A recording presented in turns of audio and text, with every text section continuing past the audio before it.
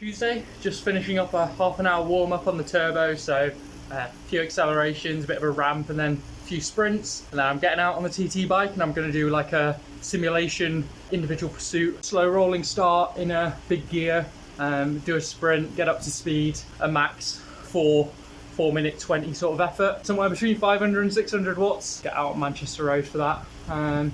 So yeah, should be good, should be fun, and just set like a baseline fitness for that sort of length effort, and then obviously the training I'm going to do throughout the winter to see how I get on when I give it a crack on the track.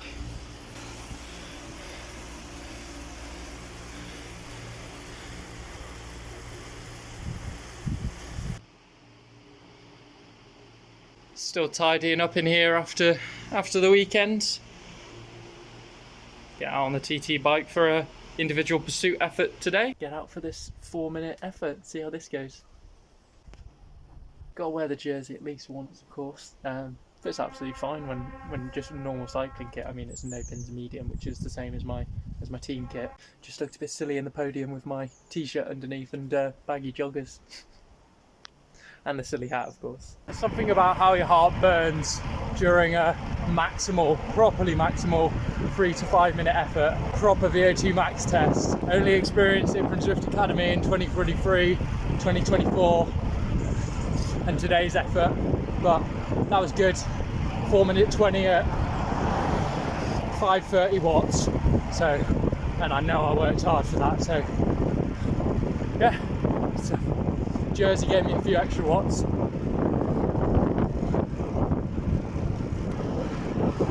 It's a little cough you get. Those testing efforts are just savage. But yeah, that's what I'm planning on doing for the winter. Training for that sort of effort. 530 watts. That makes about sense. Zwift Academy last year I did 585 for 3 minutes. That's from the kicker. So like a power meter that reads higher, a road bike where you can move around a lot more. I was in position for this effort.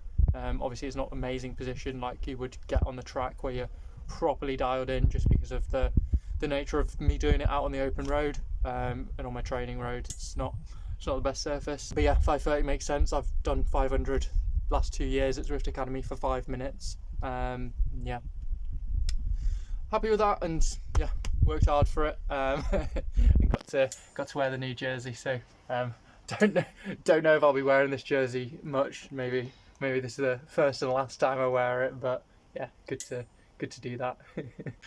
Oh, ping ping.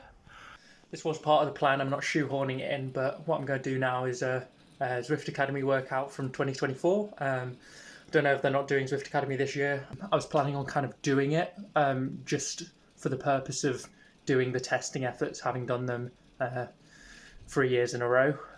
It would have been interesting because they vary it up a little bit, but they're testing like similar time points. That 30 seconds to 30 minute effort doesn't look like it's happening this year, but we'll see. I mean, it's had success in the past, obviously. Like Jay Vine has gone on to be one of the best riders in the world, but yeah, professional cycling is it's quite different now, even 10 years later. But even just the domestic road racing that I have done, I'm like, my mental game is just not quite there for it. So I don't have the desire to try and make it out on the road.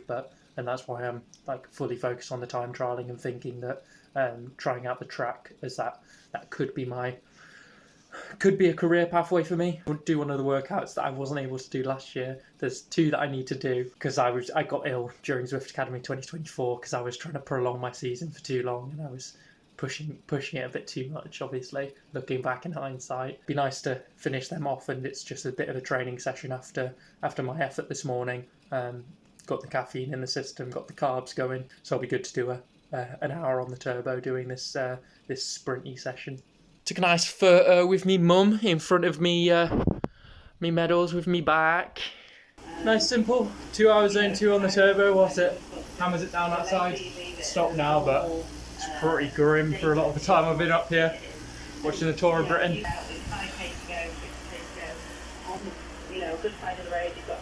Another grim day, so going to be doing that Zwift Academy workout from last year. So did workout 2 on Tuesday, then doing workout 5 today. I'm going to have to just control it from my head unit because erg mode and sim mode control from Zwift stopped working, so just going to have to do it manually.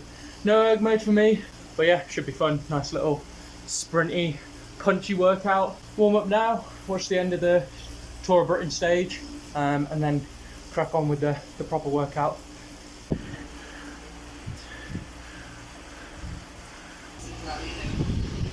Bit wet duck. Bit nippy to start out with, but sun's come out and nice and warm now. Just getting out for 3.5 hours zone 2. Back on the Propel. First 2 hours with Chris Dyke. That's good fun, chatting to him.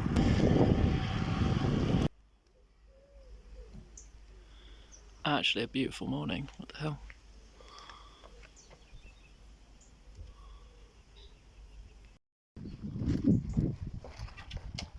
Right, it's just gone 9 o'clock. I've got a 10:10 start, so I've got a bit over an hour to get ready. Yeah, I got a bit lost on the way here because they've been redoing the main road, and I missed the exit, so I got to go down the bank and then back up it, and then I got lost on the way to HQ as well.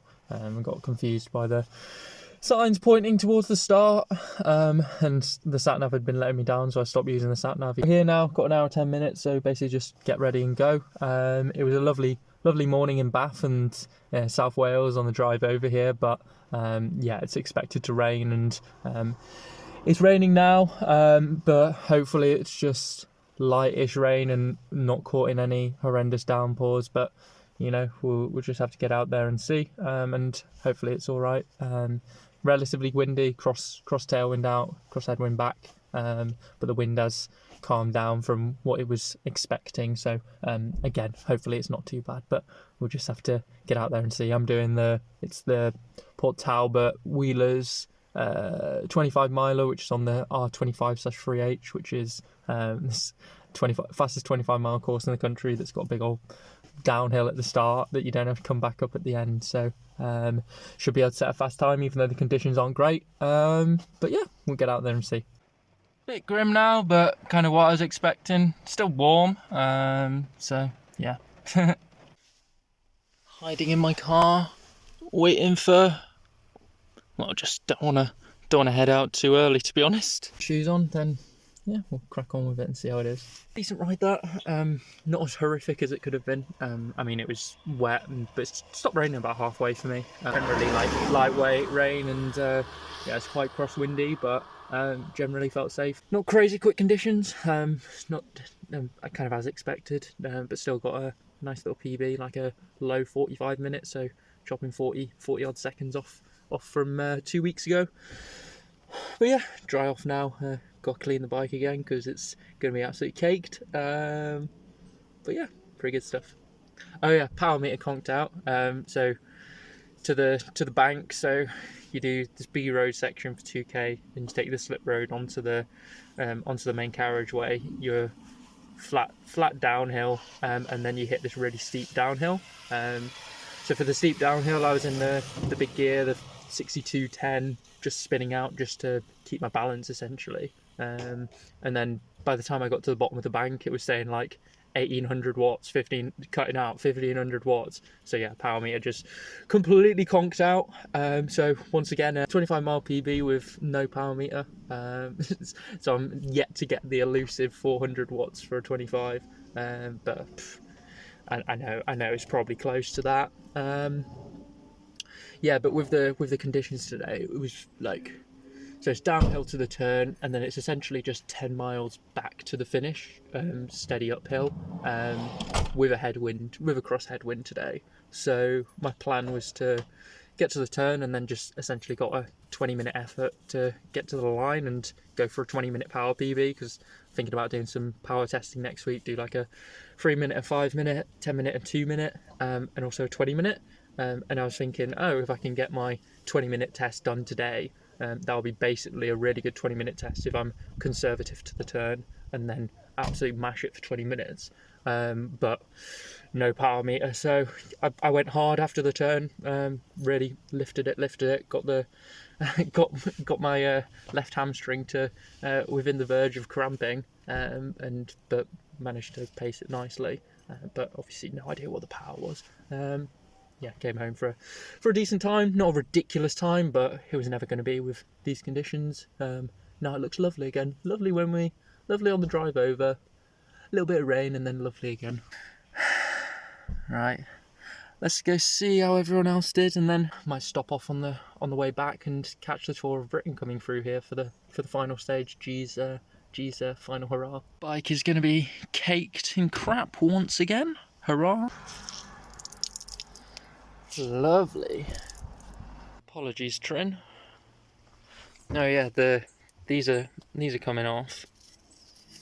The one on the right had been flapping around for a while, so it was getting really annoying. So pretty early on, the B road section at the start after the roundabout, I just ripped it off and jettisoned it, but went to have a look for it afterwards and couldn't find it. So hopefully the marshals picked it up, and so it wasn't littering. But I mean, I had a good look for it. I was cycling around there for a good 5 minutes. Couldn't see it. Boys and girls, apologies for the delay. Bosch, second fastest and team prize with Dylan and Matt Utley. Still can't beat a junior to save my life. Got beaten by Leon Atkins 3 times this year. And then my first battle with Dylan Sage, and he beats me by 20 seconds. Let's put it up to the power meter and getting held up at all the roundabouts. But yeah, still happy with that. And yeah, I mean, it's 5:30 now, so I might not catch the Tour of Britain, to be honest. Might just head straight back, to be honest. But yeah. Fortunately, it's reckoning 32 minutes, so that would not get me there in time. And obviously I'd need to find somewhere to park. I thought I'd leave a little bit earlier, but yeah, so we'll just head on home to Sheffield from here. Oof. Once again, way too much driving this weekend. Yeah, it was about 3.5 hours to 3.75 hours to Bath last night. About a 2-hour drive to the race in South Wales this morning, and then just under 2 hours getting back from there. Yeah, it's a lot. I mean, especially after last weekend with 7 hours to get home from Cornwall, plus the 2 hours in the morning, so 9 hours of driving. And don't forget the 4 and a bit to get down to Devon in the first place on the Friday night. But at least it broke it up over a couple of days. But yeah, it was really nice to stay with Dylan and get to know him a little bit. So yeah, that was really nice. Kind of a bit burnt out from travel. I mean, I was umming and ahhing with, well, not really, but I was like sort of not super up for this race, mainly just the travel side of things, because I've been racing a lot recently. It's funny because before the 25, I was just like itching. I'm like, I need to start racing again. But 5 weeks on the trot of racing, like yeah, it's not too surprising that I feel like I'm a bit burnt out from it. I signed up for the F1110, which is Sunday next week, but that event got oversubscribed, and as it's preference to slower riders, I would have been on the reserve list, and so I emailed the organizer just to be like, yeah, I'm not keen on being a reserve. I'd rather just withdraw from the event. So that frees me up for next weekend, so don't have to do a bunch of driving. And I'm thinking I'll do my stage 1 track accreditation that day instead, and then help out at a local hill climb. So I need to book the track accreditation session, but I've already offered to help with the hill climb. So that'll be a nice break. And then the week after that, I'm planning on doing a fast B-bar 10. That's an Andover, so that's well far south. That's like probably 4 hours. I'll stay with Paul in Guildford. But yeah, really good stuff. Nice little PB. Not the best conditions, but good to get on the course and set a benchmark time, even though I don't have any power data. And yeah, it's like Marcin's course record and competition record is 42:58. So I was 2 minutes and 9 seconds off of that. So improvements over the next few years in aero and power, plus better conditions. Like, yeah, let's close that 2 minute 10 second gap to get the competition record. unless Sagey Boy goes and betters it at some point. But I mean, I'll be racing alongside him, or maybe he'll be too preoccupied with World Tour development stuff, given that's the sort of pathway he's on. The lad who beat me today can't beat the juniors this year. Leon's kicked my ass all 3 times I've raced in, and then first time against Dylan. I mean, I was only 20 seconds off, but yeah, fair play to the lad.